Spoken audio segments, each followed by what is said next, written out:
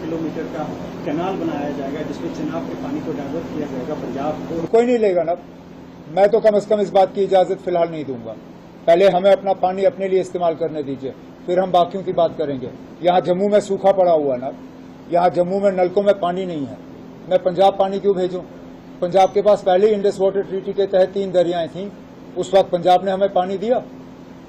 हम तरस रहे थे जब वो क्या कहते हैं उसको, वो उज मल्टीपर्पज प्रोजेक्ट, और वो दूसरा है क्या, what is the name of that, क्या शाहपुर कंडी बैराज पे कितने साल उन्होंने हमें रुलाया, लड़ के शाहपुर कंडी का जो है थोड़ा सा उस पर कार्रवाई हुई।